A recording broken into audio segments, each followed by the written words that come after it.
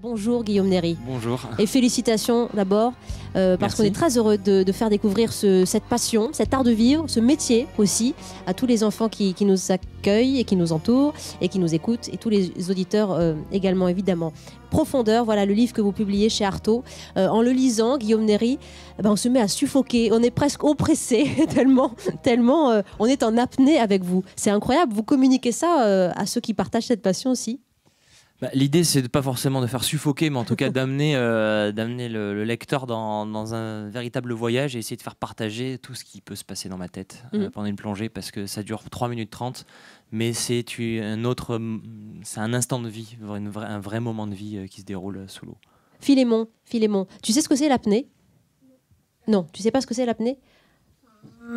Pas très bien. Retenir sa respiration, tu vois ce que c'est? Combien de temps tu retiens ta respiration, toi?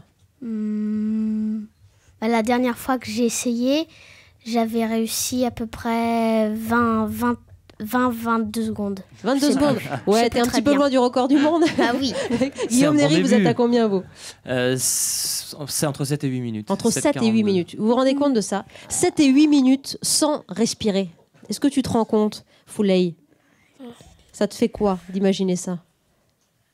Je sais pas. Ouais, ils sont bouche bée, les élèves. Ils sont d'une école élémentaire Tourtille, Paris 20e, en CM2. Comment vous êtes dit quand vous aviez leur âge, tenez, vous étiez en CM2, est-ce que vous pensiez un jour que vous deviendrez champion du monde, champion de France, et que l'apnée serait votre vie?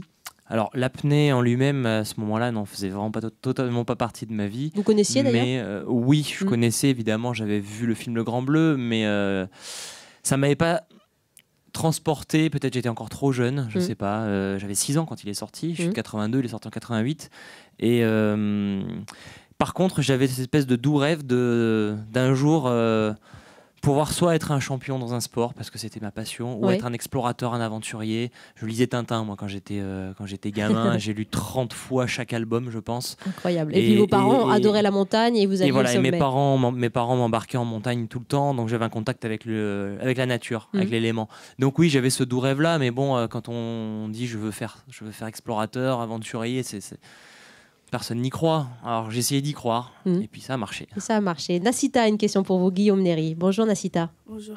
Comment avez-vous découvert ce sport? Alors j'ai découvert en faisant un jeu un jour avec un copain. J'étais en 3e, donc j'avais 14 ans. Bon, ça peut arriver à chacun d'entre vous, écoutez bien. Et puis on était dans le bus qui nous ramenait du collège à la maison. Et dans ce bus, on s'ennuyait. Donc pour passer le temps, on se mettait des défis, des jeux divers et variés, et puis un jour c'était on retient notre respiration, on voit qui est le meilleur d'entre nous deux. Le défi que tous les gamins sont un jour amusés à faire. Est-ce que vous vous souvenez combien de temps vous la reteniez à ce moment-là? Oui, je me rappelle très très bien, puisque ce premier jour, mon ami avait fait 2 minutes 09 et moi 1 minute 30. Quand même, déjà. Ouf. Ouais, mais on est un peu sportif, tout ça, mais sauf que je suis rentré chez moi, j'ai dit c'est pas possible, il a fait plus que moi.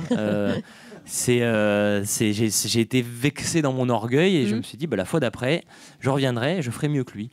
Et je pense que c'est le fait d'avoir perdu sur cette première rencontre qui m'a amené derrière à avoir cette démarche d'aller chercher un peu plus loin, de dire mais qu'est-ce que c'est que finalement que cette histoire de retenir sa respiration, qu'est-ce qu'il y a derrière? Et en fait je me suis rendu compte que j'étais capable à chaque fois d'aller toujours plus loin.